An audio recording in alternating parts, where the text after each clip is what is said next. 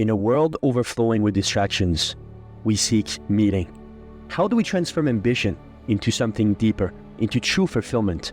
I'm Sam Pepin, CEO of Course Educa, and I've spent years helping businesses succeed by connecting their goals to something bigger. On the Meaningful podcast, we explore not just how to win in business, but how to grow as individuals. Through conversation with thought leaders, innovators, and everyday heroes, we uncover the stories that drive us towards something greater. Whether you're striving for success, seeking purpose, or just looking for the next steps in your journey, this podcast is your guide to navigating the intersection of ambition, growth, and meaning.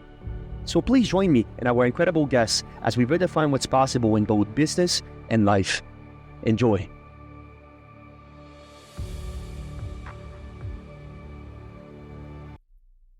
Connection is a new currency of progress. Without it, no amount of strategy can create meaning. Welcome to the Meaningful Podcast. I'm your host, Sam Pepin. Today we're exploring the art of deep connection in business, how empathy fuels genuine leadership, and how prioritizing people always precedes performance. Liam is the co-founder of Poppins, a London-based agency dedicated to building brands that leads with authenticity and human understanding. With a background rooted in creative strategy and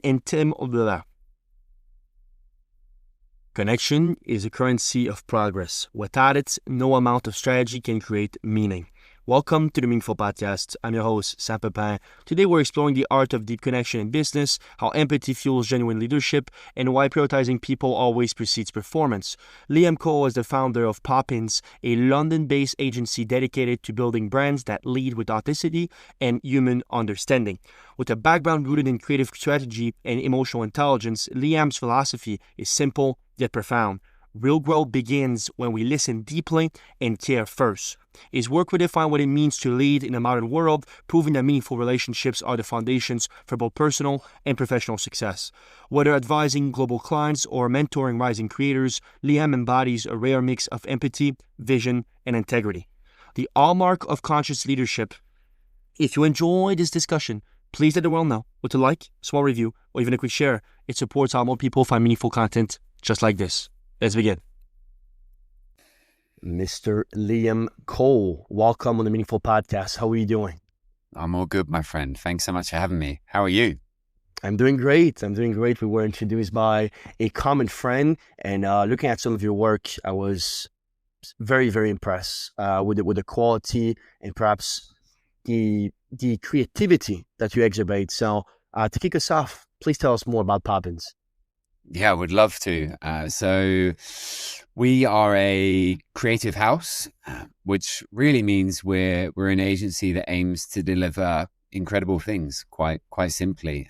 We have our 4 core disciplines, so we deliver that work across branding. We create brands, we transform brands. We have an end-to-end marketing team, so we build big, immersive, wonderful marketing campaigns out of home, digital. We also have a digital arm of the business where we are able to build apps, websites, experiences.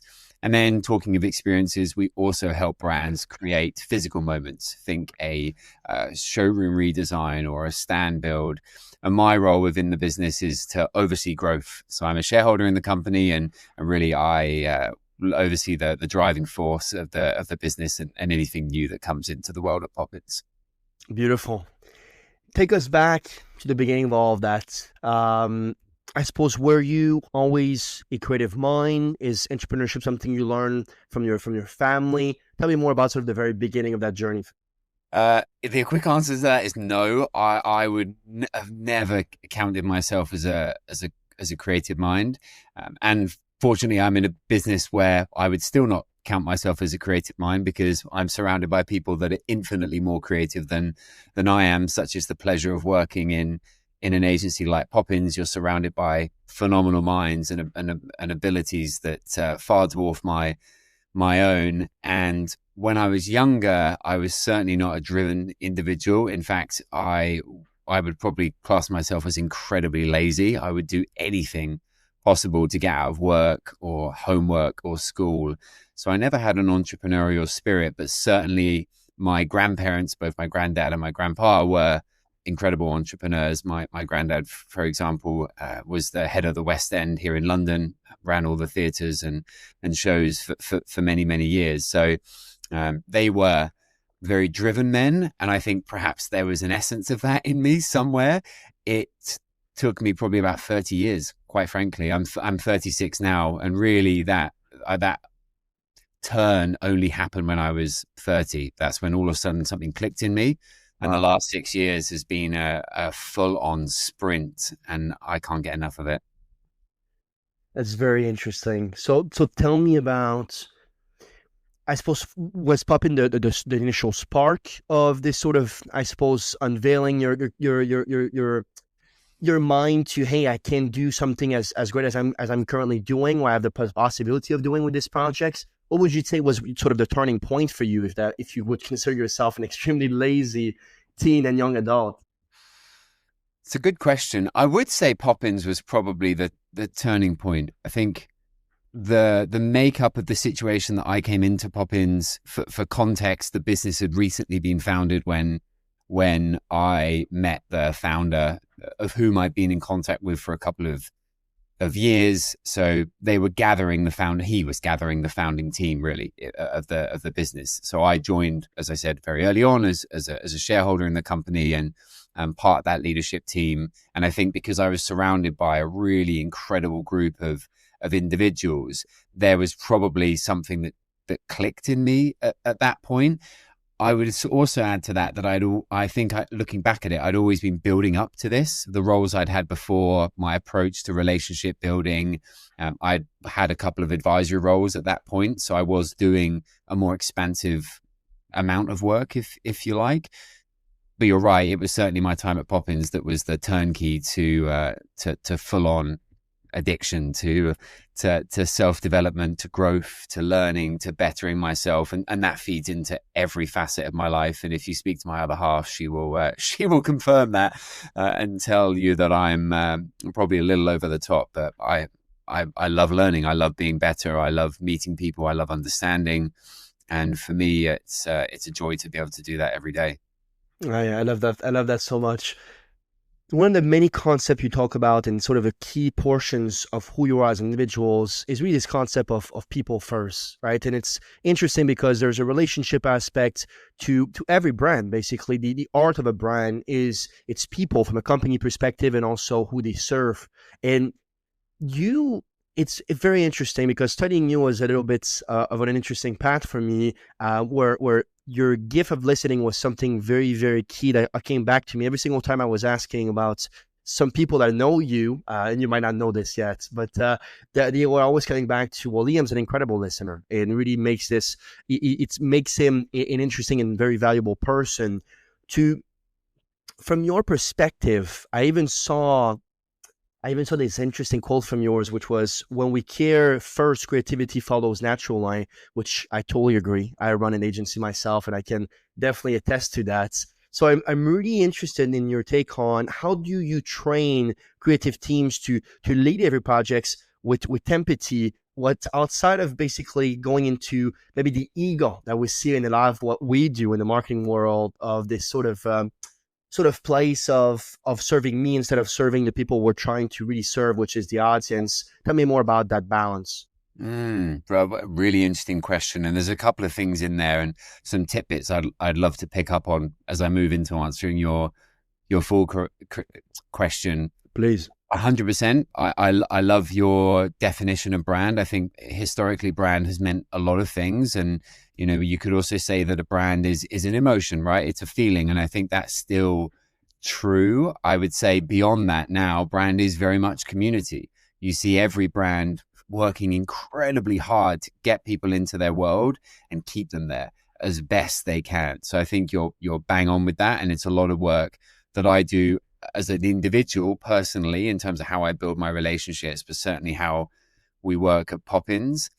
And then as a business, we are very mindful that while we have incredible knowledge in many sectors and we're sector agnostic, we're also not the experts. If we're working with a company in the aviation space, those individuals know the aviation world better than we do. Even if we've worked on 10 other aviation projects, we're not going to know it as well as they do. So we're very, very mindful to operate as part of their team. I think a lot of agencies will come in and say, we can be an extension of your team. We want to go one step further. We want to be part of your team, and we want to get a PhD in your world. We want to become knowledgeable. We want to become pretty proficient and experienced. But what we will never become is a throw your brief over the fence. We know best. We'll go away and take care of it, and we'll come back and tell you when it's done. No. Part of one of the foundations of Poppins is actually this idea of relationship and friendship. And that might sound cheesy to use the word friendship, but we genuinely mean it. At the end of the day, behind all the biggest companies in the world is people, right? People make up all of these businesses. And what we do is we understand those individuals, we understand their needs, their problems, their challenges, and we spend time with them.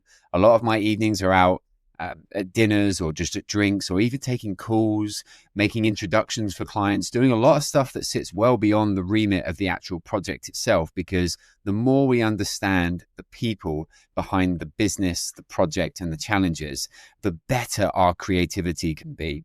And with that, it's also, you asked the point around listening and everything else. Well, if you don't listen, you don't learn. And for us, that's very much baked into our process, our workshops. We ask questions, even if they may seem quote unquote stupid or silly or whatever. We'll challenge, we'll ask, we'll quiz, we'll find out, because too often people think that the answer that they get initially is everything that they need.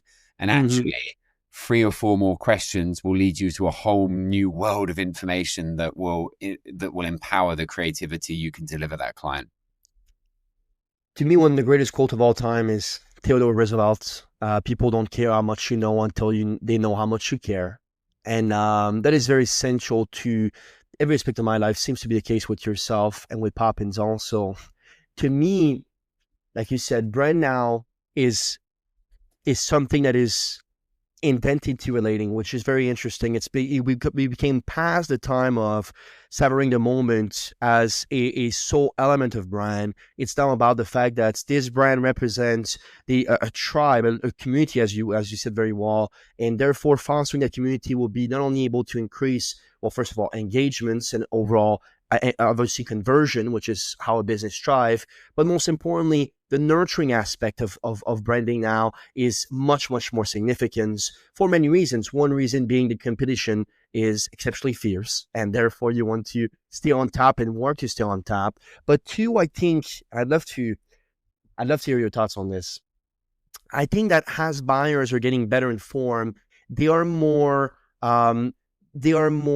expecting more than ever. I really believe so. I think we live in a time now, which is a great thing, actually, where people, perhaps because of the multitude of options, are now expecting absolute peak in every single moment. And that, as a marketing agency, and we do that through Course also, there's an element of that fuels me. That really does. I'd love to hear your take on if you think that is the case, and how Poppins perhaps continue to be able to exceed those expectations as clients are coming in.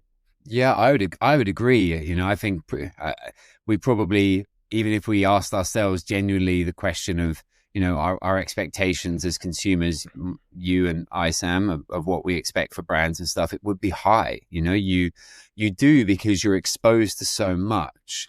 And I think that social media and other things have completely messed up our dopamine levels. So and by the way, I went to an incredible talk. If anyone is interested in dopamine, there's a gentleman called TJ Power over here in the UK who speaks wonderfully around dopamine and how to manage your dopamine levels.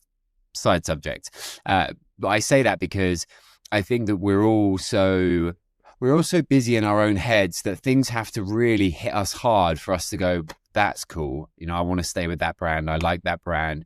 Generally speaking, when you're in there, the brand has to do something quite silly to make you, move away from there, right? I think winning a customer is as always, is the hardest part. Once you get the customer in, as long as you work well and you deliver on your promises, you have that trust. So people are less likely to move away or want to go into different directions. So yeah, I think it's an incredibly important piece. And for us at Poppins, the way that we help businesses achieve that is to allow our team to be as immersed in their world and as creative as possible. And beyond that, to take inspiration, a lot of our team will go walking the streets of London. They'll go to exhibitions, they'll go to talks, they'll go to dinners, to gallery openings, to events, because the more they're exposed to, the more their brains are picking up or seeing little tiny pieces. And you can find inspiration anywhere. That's the fantastic thing with the creative world is inspiration is all around you. And what we do as best we can is expose ourselves to as much things and real life stuff as much as possible. And we then use that to help everyday brands become memorable brands. And really that's what we're about at Poppins, is we believe every business has magic inside them. But in a world full of unforgettable brands, it's how do you pull out enough of that magic? How do you light a flame under as much of that magic as possible so that that brand does stand head and shoulders above not only their competition, but maybe laterally as well. Yes, I always love to tell the people that we work with that your company is unique and your marketing should be. And I think in a world of sameness where we have tools nowadays to sort of, I suppose, fabricate or be close to what creativity is, I think that is also huge portions of not only the expectations, but also this sometimes miscomprehensions that creativity, all things considered, is a very human-like quality. When you think about the world around you, there's many living species, but species in which has the gift of creativity are exceptionally rare, and therefore it makes it a gift, literally a gift. Call it, I'm personally a man of faith, but even if you're not, a creativity is something so special. I'm wondering now, with tools that we're seeing with creativity tools, Jasper, ChatGPT, Sora even too, that just released a very interesting and an incredible demo, to be very honest. In your world, in your opinion, can AI be creative, or is just a mere, I suppose, fabrications of creativity? Brilliant. I was laughing because I think that I was trying to think if there's a podcast that exists in the world now that doesn't have AI as part of its conversation, and rightly so. It's the that and the world of longevity, I think, are the two hottest topics in the world right now in terms of sectors. Interesting. AI to us is an interesting one. So within Poppins, we have a division called Poppins Intelligence, which is an AI consultancy arm of the business, which provides AI services, think training and a whole bunch of other stuff. And I'm now going through all of that training, which is incredible. I would count myself as someone quite proficient in AI. Yet when you go through courses like this, which are 4 months long, you really learn a lot about something. We approach it slightly differently. So our mindset with AI is that, sure, it is a support to some of the creative work. We can use things like Midjourney to spin up ideas and concepts very quickly. We have an incredible team that are very good in those platforms. We can take images from AI and then design on top of those and tweak those images and evolve them and all of that type of stuff. That's great. To your point, though, the human brain is still the most incredible creative tool there is. So the way that we use AI is to free up our creative might and our brains across our team to do more of that, to take away logistical work, to take away admin work, to take away time reporting, to streamline and minimize all of the general nitty-gritty jobs that anyone has to do within any company, so that our team has more freedom to be creative. Because at the end of the day, what we're selling isn't rocket science. It's brain power. It's creativity. It's ideas. It's mastery of skills. And what we want to do, and our promise to clients, is that we will give them as much of that as possible. So they're not spending their money with us because our team is stuck having to do reports or things like that. We automate as much of that as possible so that our team can be free to be as creative as possible to deliver the very best work. Yeah, I have one rule for our work, which is if it can be automated and as good or better than if a human being would do it, then automate it. If you're losing quality because of that, because if there's an opportunity cost, which is quality, do not automate it. And I think creativity is one of those things where, look, I am not God and therefore cannot perceive the future. Maybe one day AI and robotics perhaps will be more creative than the human brain. I personally doubt it. I think that we have this unique gift, which again comes from something that is bigger than ourselves. Do you? Yeah, go for it. Oh no, I was going to say to that, Sam. My belief with AI is that we will. I think we're all leaning very heavily into AI. There will be a bit of a kickback. I think these Yeah, things, the peak trough methodology. I think that always happens in every space, and I think we then move into a world where there is clear definition of what's man-made and what's AI made. And you'll have the choice, right? If you want to go to an agency that's totally man-made and everything, that businesses and brands will love that. And I think that's the same for all industries. So I think that there will be a world where not only will they intertwine, but the value of each will be respected as such. If you want to go quick, I'm not going to say cheap and dirty with AI, because that's not the case. But if you want to go quick and put loads of output, AI, great. If you want to buy human creativity and brain power, then you'll go to people. So I think there's a world in which both live. Same with imagery. I think we'll get to a space where there'll be a mark of recognition for an image that's created or a video that's created by a human being versus AI. So 100%. I think that is exactly my take. My take is that we're going to continue on being more and more of an hybrid living, I suppose. The life with technology is not going anywhere. To me, it reminds me a lot of the dot-com bubble. I was not old enough, but I read about it quite enough. And it was very interesting because that was the exact same thing. There was so much momentum that we saw the whole world sort of seeing nothing but this. And afterwards, there's sort of a realization that, oh, actually, okay, it's a tool, it's a support system, it's an amplifier. All right, that's what I like to call it. It's an amplifier of your work, but you as a creator is still the most distinctive and important thing there is. Talking and continuing along creativity, a big concept about what you talk with is creativity rooted in humanity, right? The connections, the clarity, the creative trust, which we talk about a little bit on there. I retrieved a quote of yours, which was, we build Poppins on conversations, not campaigns. I think that as a marketing agency, that's very interesting. What did you mean by that? And perhaps what core values continue to ensure that you guys have the human element stay central to your work? yeah, also a great question. It starts with the conversations that I have.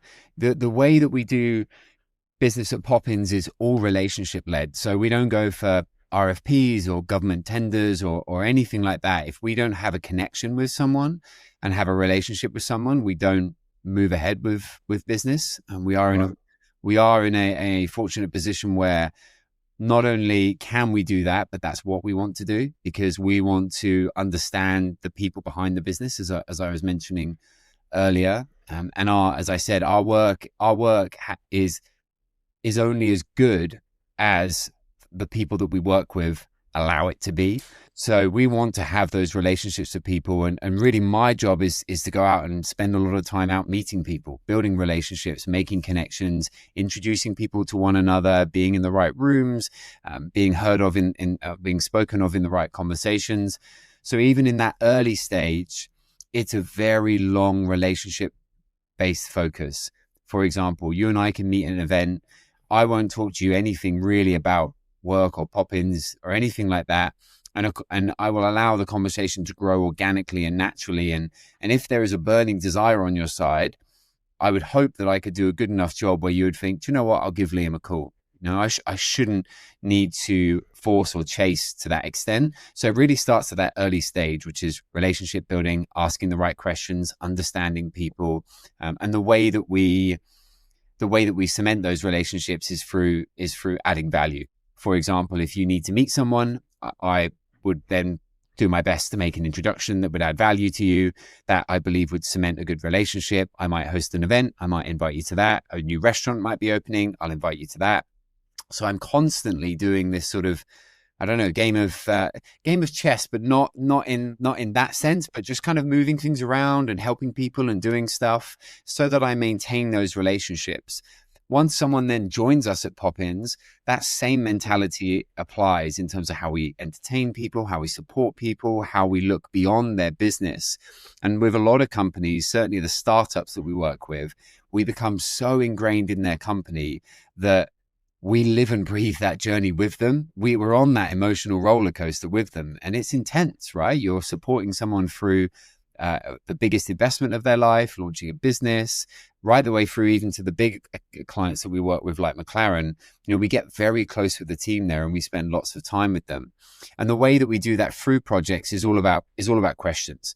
You know, if you don't ask questions, you don't get answers, you don't learn anything. So we spend the most of our time continually checking in, having conversations, walking the floor of their office, meeting people, really just ongoing conversation to eke out whatever's going on in their world, as well as when we present those projects back to them, we're asking, what did you like? What didn't you like? What about this? What about that? How about if we did this? What do you think of X, Y, Z? Because that's all feedback. And not everyone is so forthcoming, right? Not everyone's going to sit there and go, don't like that because of X, Y, Z, Z, Z, Z, you know. So we want to kind of work through that process with them.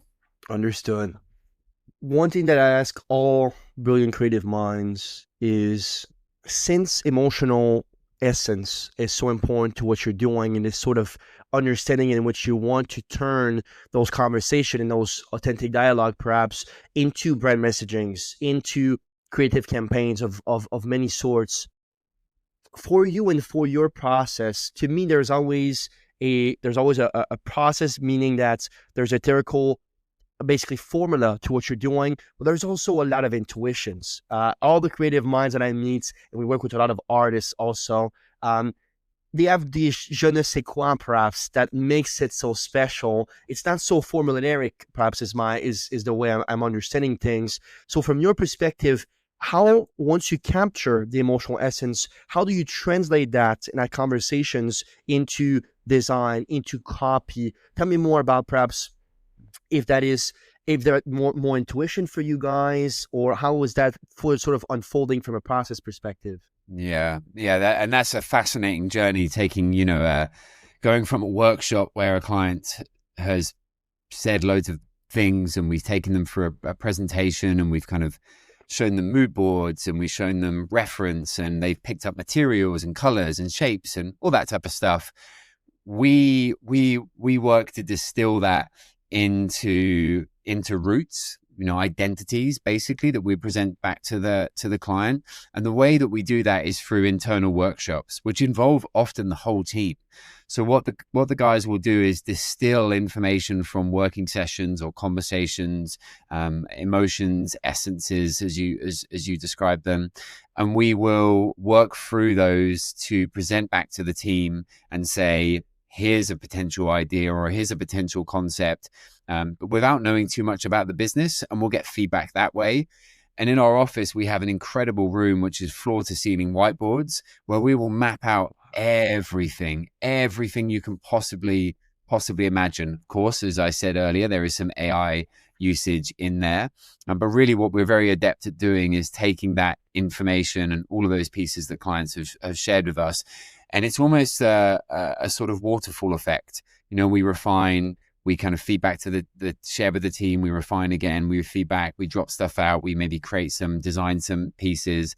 And for us, the more the team are out and about seeing things or exposed to stuff, the more we can interpret what a client has said or how they've mentioned something better. And certainly if someone says to us, I love this hotel in Manchester, great. Can we send the team up there to see why? Can we understand more about it? Can we learn more? Can we experience more?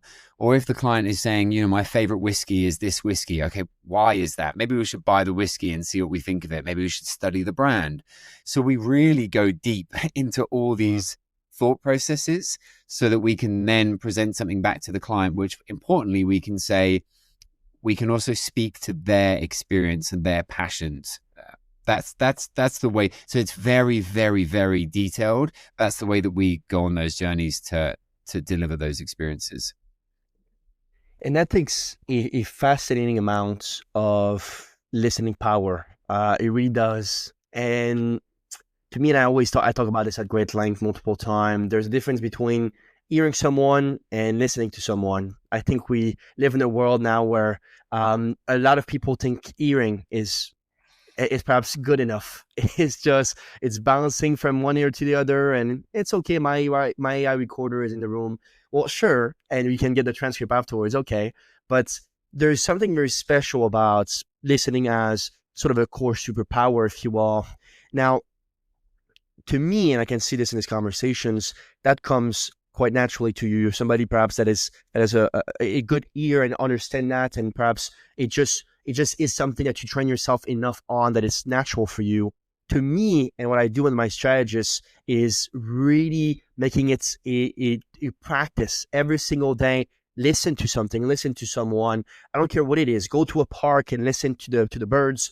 Try to be in a proactive, perhaps states of reasoning with your environments, I suppose. At Poppins, I'm sure that you have plenty of tricks and tips. Is there sort of practical exercise that you and your teams perhaps do to build that active listening muscle in your daily workflows? Yeah, I think that, well, there's a number of ways that starts. One is technology and meetings. Sure, we do have AI and Google Meets recording and everything, but we encourage a no laptop, no phone within meetings, so people have to be present. There isn't any draw towards distraction.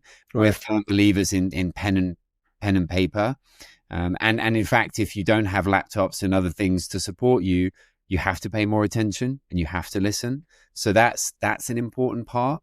We then, as I said, have regular stand-ups where the team will present new work, we'll ask questions, we'll challenge each other.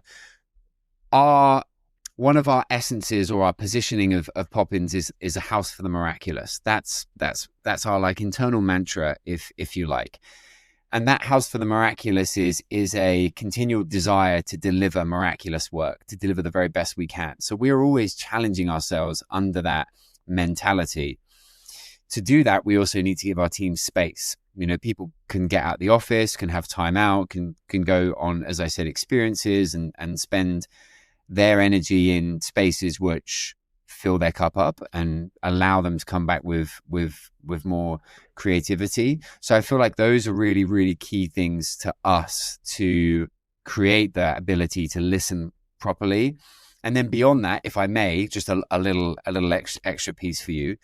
It's also about asking smart questions, and I'm not simply saying, a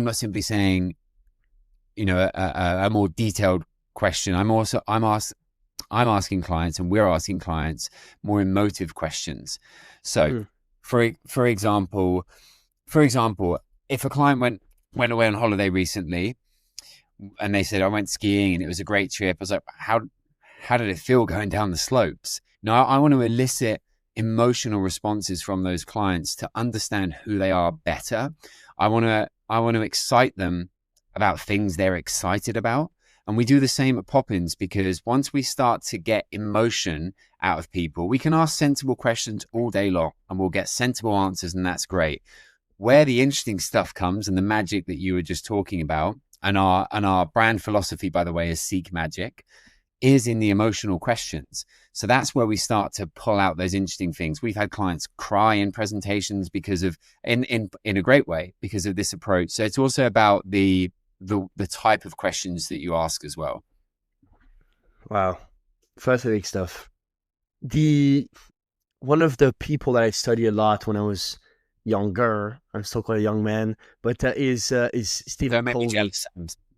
No, I'm not. Well, it's like I said, I hope to be like you when I grow up. That's what I said offline. Now, so until now, at least, I still think the same thing. But Stephen Covey talk about most people do not listen with the intent of understanding; they listen with the intent to reply. Now, that is, it took me a long time. It took me some time to understand that, and more time than I would have liked, to be very honest. Because there's such a subtlety with that.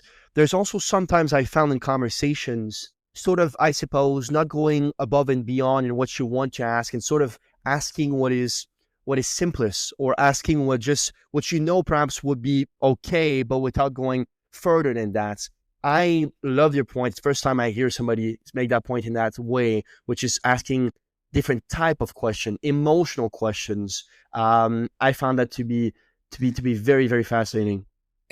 Yeah, and if I may give you and your readers a little piece of something that I like to talk about in this space. So I'm a big fan of something I like to call the art of relationship building, and I have a whole bunch of tools and things that I talk about in that space. And to the discussion we're having now, the one that I love, that I've spoken about for a long time, is don't play me tennis.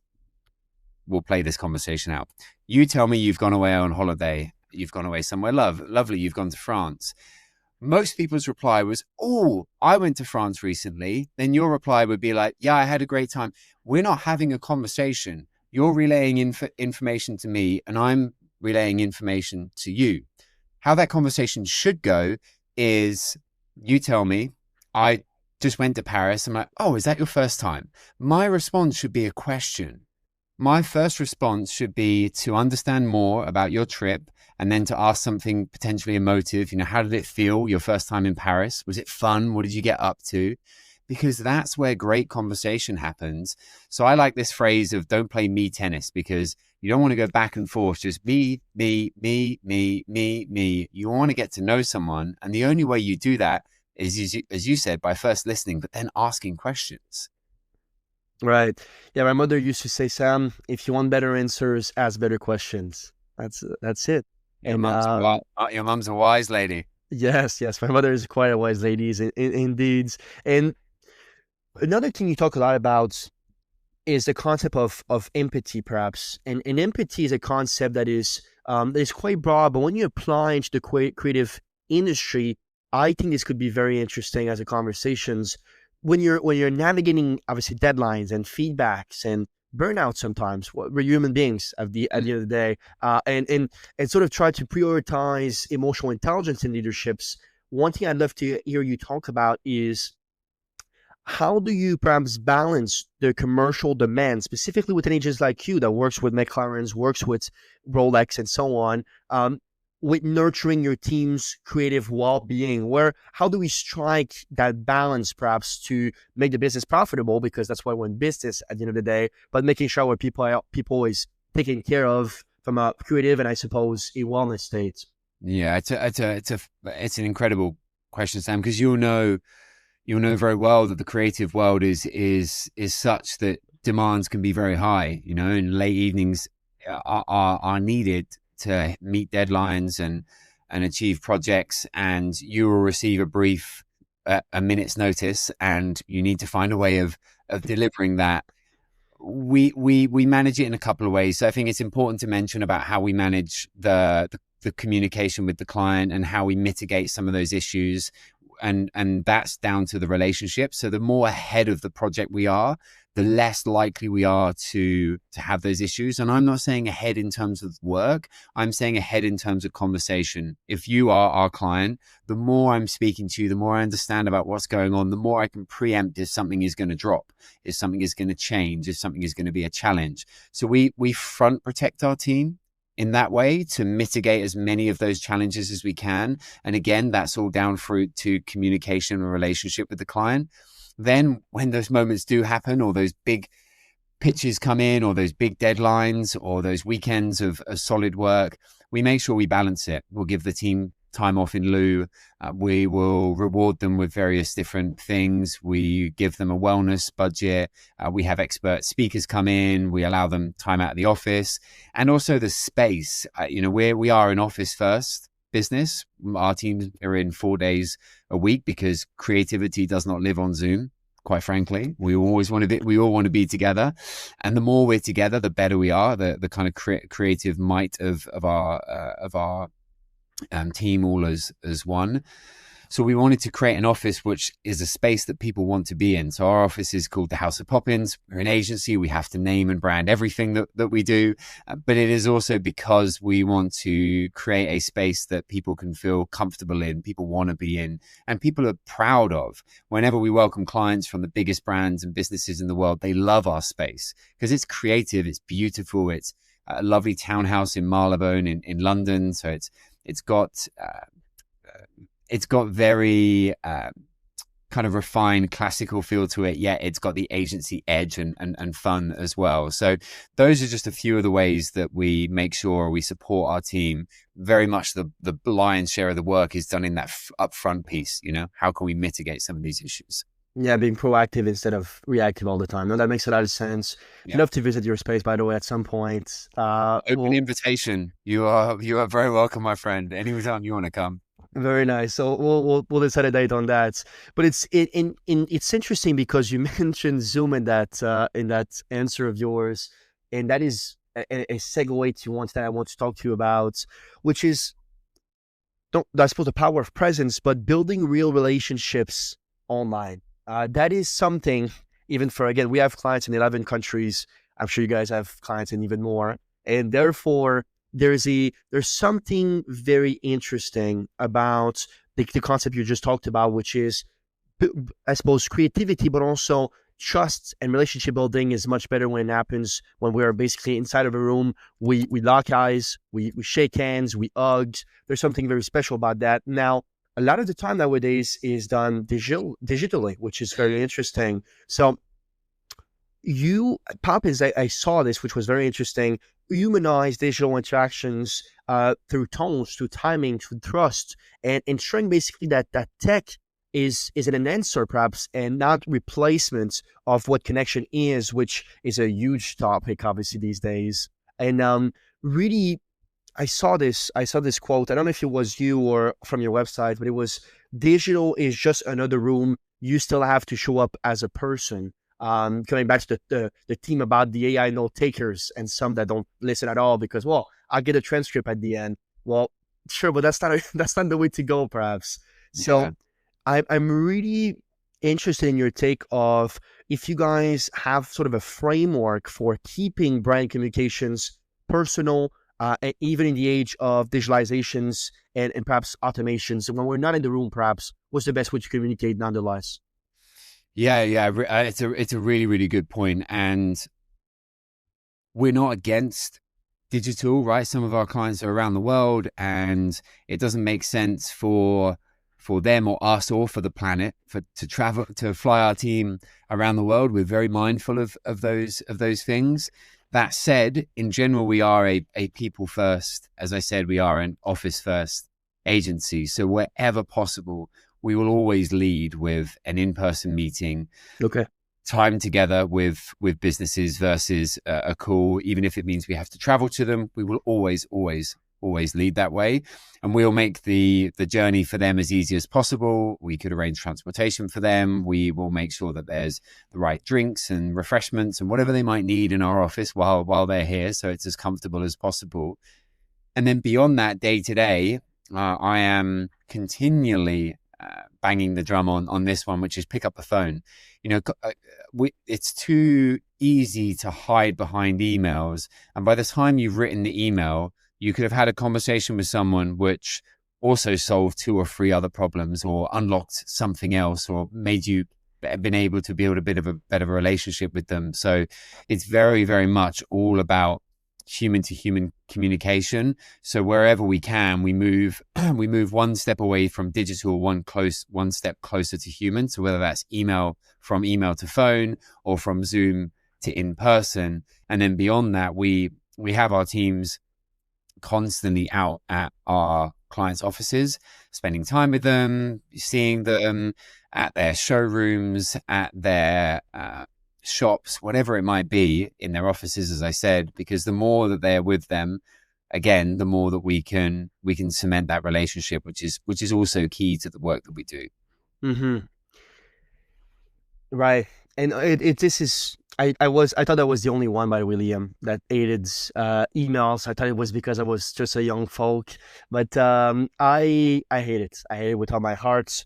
I cannot stand it. To me, I tell all my people, all of our employees, our partners, our clients, if you have something and it is urgent, call me. All right, give me a ring. And if I can answer, that's fine. We'll go to voice message and you can leave me a voice message there. One thing that I really love, by the way, which is sort of a segue, is instead of a text message perhaps or an email, which is a written form, just doing a voice message and sending that voice message afterwards, so much better. You can hear the tone. You can hear basically how they feel, not just some obviously black letters on a white background. I feel like that is so much. I don't know how you feel about voice message, but it doesn't interrupt the flow. I just love them.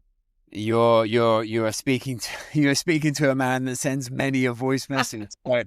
I love them. Oh yeah. I have actually found an incredible app to mitigate when there are people I know don't want to receive a voice message. It's called Whisper Flow. So Okay. it's basically perfect dictation. So you speak into it at rapid pace on WhatsApp or email, or whatever, and it will perfectly detail out what you said, grammatically correct with the right punctuation, etc., etc. So I'll send you a link afterwards. You can drop it in the show notes. That's what I would use if I have to send messages, but I totally agree. Voice note, or again, just picking up the phone, because emails are a very linear conversation. Unless you're giving bullet points as questions, it's such a linear conversation, whereas a phone call can go in 100 different directions. And also it just gives you a chance for small talk. How's your day been? What you been up to? Where are you going recently? How's the family? Like, all this tiny stuff that can also build more rapport, build more relationship. I keep using that word relationship because really it is the very essence of everything that makes our work great at Poppins. I got it. Well, Whisper Flow, this is not a sponsorship, but Yam loves you. So that's a pretty cool stuff. Pretty cool stuff. One thing about, I suppose, crafting brand stories, we do a lot of that ourselves also. To me, there's always a very interesting harmony between polish and authenticity, right? When you're shaping narrative, there's this that you want to reflect the real value of the people you serve, not just rehash slogans. Perhaps I just hear you mention, well, we're an agency, so everything has to be branded, which is absolutely true. But there's also, I suppose, blending honesty with artistry is something that I feel only the very best agency can do, to be very honest. And really, I recall a quote by Steve Jobs of all people, which, by the way, I'm starting to like him more and more. The more I read about perhaps the later stage of his life. He was definitely not the best person, let's be honest, but he was a very, very deepful and I suppose intricate thinker. I suppose is how I would describe him. But he says obviously the most powerful person in the world is the storyteller, which I'm sure you will agree with that. We're biased, but but it's still I still will agree with that quote, or at least one of the most important. From your perspective, what sort of storytelling structure, if you will, does Poppin use to make even the polished campaigns, which I saw a few on your website, which looks incredible, by the way, feels authentic? Tell me more about blending that honesty with artistry, if you could.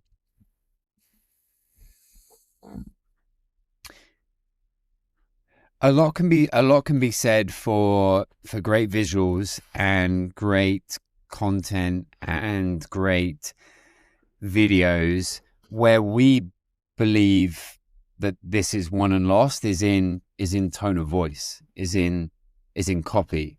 So we have worked very hard to build an incredible copy team at Poppins. I would call them I call them magicians with words, because I don't know any other way of describing people that are that good at taking the English language and turning it into something outrageous. So really a lot of our campaigns are cemented in incredible use of copy.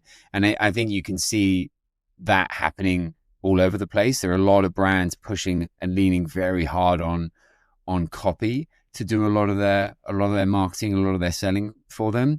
So the work that we'll do with a business is to really, really, really understand the essence of that brand. Maybe we built that brand, maybe we haven't. either way, we'll do the best that we can to find out as much as we can and absorb really what that brand is and what it stands for and what it means, and use that from a tone of voice perspective to build campaigns that have that emotional resonance, that really connect with people. Of course, we do our work strategically to understand audience types and customers and everything else. But we believe very much that tone of voice, copy, what you say and how you say it, words you do and don't use, are really the linchpin of making successful campaigns. Very interesting. I like that. Yeah, I was going to one of the very many summits of John Kennedy, which is really accredited as one of the sort of the key people in the copywriting world, the marketing copywriting world, and it's such a fascinating world because I always come back to Seneca, right? Seneca said that the oldest drugs is words. We've been using words to influence each other since men are men, and I think there's something very special about that. In talking about words and the use of words, I suppose one thing I see more and more in the workforce, perhaps, Liam, I'd love to hear your takes on this. It's sort of, I suppose, since we're more and more of an hybrid with technology again, compassion as a competitive edge. We've been seeing chief of people recently way more. We've been seeing even Stephen Barrow, with his organization, introduce chief of staff happiness or something around those lines. There's more and more of those very, I suppose quite innovative roles that are now being introduced to really talk about compassion, empathy, wellness as a whole, and so on. I, which I think it was very interesting because I was seeing this conversation with Sam Altman, of all people, which is now one of the most obviously popular person, most famous people on earth, certainly in our world, at least the business world. And it was very interesting. And we saw this also with Zuckerberg and others, where we have these geniuses, but unfortunately, unfortunately, in my opinion, they're very robotic. It's very difficult to sort of grasp what they really are trying to say. It's sort of, again, they're sort of, I suppose, lacking emotional intelligence sometimes. I'm really interested from your perspective, what leadership behaviors, I suppose, most increases the compassions and the love for one another across creative teams, and seeing, perhaps, I suppose, doubling down on this concept that as a team we're stronger than perhaps individuals. What has been done in Poppins to increase that? I go I go back to that idea of space. You know, everyone in our business has a voice, and whether it's myself or our CEO, we all sit all together in the office. There is no grand boardroom or anything like that. So I think that treating people as people, and ensuring that we create a space where anyone in the business feels comfortable speaking to anyone else about something is important. Sure, there's respect there in terms of roles and management and leadership and all of these types of things, but we're very much of the mindset that there is no one glorious leader. You know, that the CEO or the founder isn't this soul driving individual that they are the only person that is moving the business forward. If you look at any great leader in the world, in history, they always had a team around them. They had people that supported their journey. They had help. You know, in my opinion anyway, there is no self-made individual. Everyone has support with them. Everyone does. So we acknowledge that by empowering our team to have the freedom to speak up, to say what they need to say, to express their feelings. You know, we are an agency that allows that space, while also having that drive and that, no, you need to push now, right? You need to, and you can do that when you have that connection with people. And I think that's important. It's much easier to ask of your team tough and hard things when you have that type of relationship already, because there's a connection there that's more than just respect. And I think that's a really important part of how we operate and how we can push and how our teams feel happy and comfortable in the business. It's easier to ask them to speed up, but it's also easier because you reward them by slowing them down when they need to. Also, that is also exceptionally key to what you're just mentioning inside this podcast episode. Is the space, reflections, and the gratitudes drives more innovative work than constant hustle, because constant hustle misunderstand perhaps basically I suppose success as a constant forward movement, which that's not how life works. And therefore what's enabling them with sometimes side to side, but also slowing down altogether. I think that's why they're so much more reactive to you and respecting you and understanding you when you're saying, hey, now it's time to now it's time to sprint. And Yeah. and I see that very much with any people that I work with. And there's just something to say about the fanatics, right? Something to say about those in which are so obsessed with what they do. Think about the Dyson of this world. Think about the Steve Jobs of this world. Think about the Bill Gates of this world. Think about the Elon Musk of this world, which is a 100 millions, hundreds of billions, and still continue to sleep on his basically industry floors. Is incredible. And to me, I have deep respect for all of that. Actually, deep respect for it. That being said, creativity. When I look at the most successful artists, and I love artists, by the way. I study the world of arts at great lengths. And my favorite writers and my favorite painters and my favorite public speakers and so on, they all have that sense of leisure to them. And that is something that I am learning for myself. When I read Republic by Plato, for example, which is in my opinion one of the greatest book of all time, it was just phenomenal men, incredible minds, talking about the most important topics in basically in the world, but in such a leisure way, such a comfortable perhaps setting, instead of this constant push of, hey, this next feature and this next project. There's something to say about pace, about pacing yourself. I always forget his name, but the best long basically distance runner in the world. He's from Kenya. Pardon me for not recognizing your name. That's very multiple syllable name. It's He talks about pacing itself. Yeah, I'm going to forget his name as well, but I know who you mean.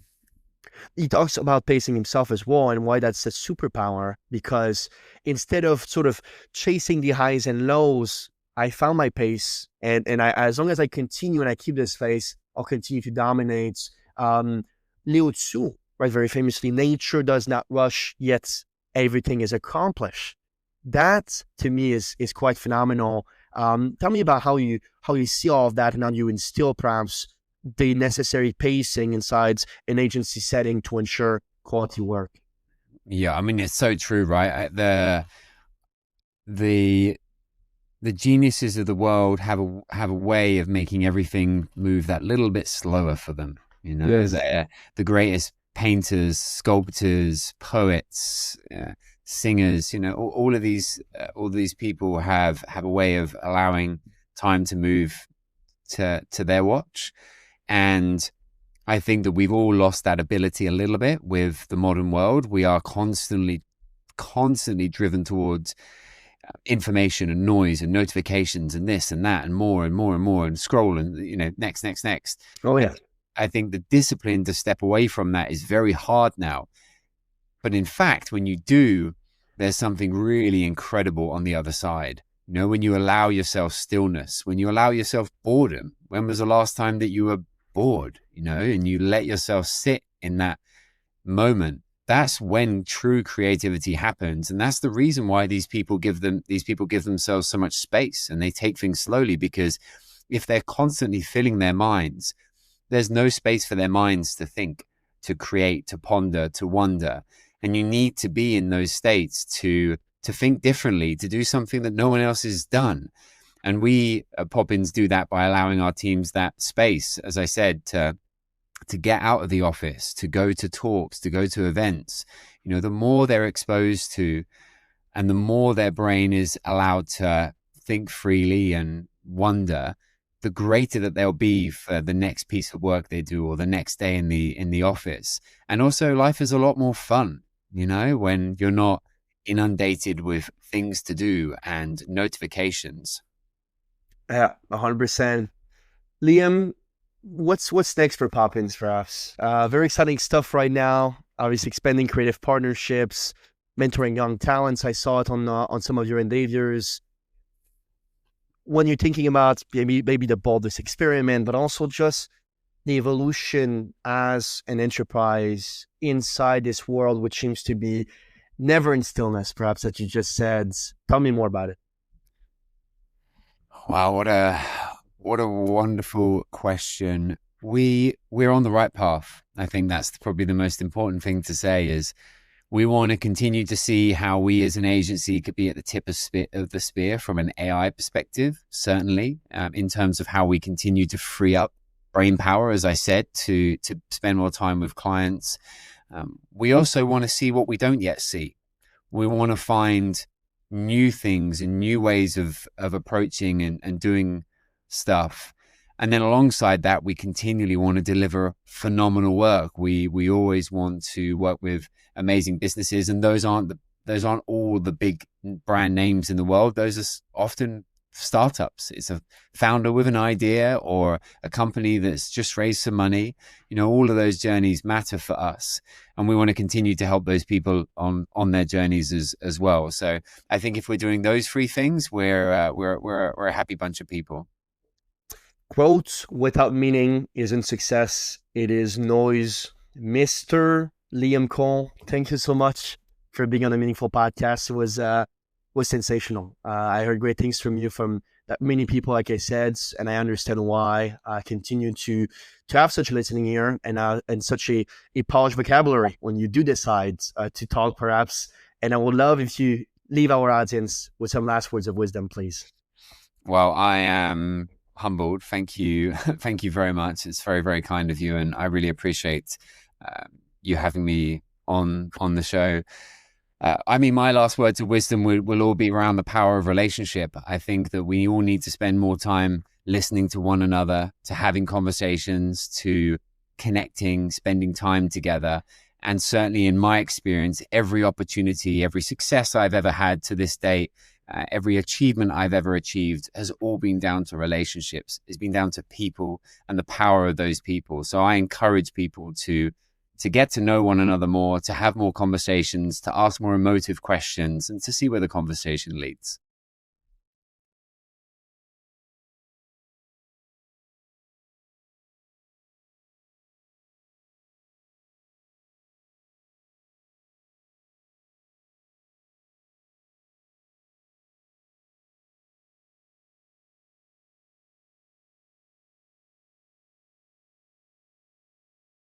Thank you for spending your time with us today on the Meaningful Podcast. If you enjoyed this episode, please leave a review or share it with someone who could benefit from it.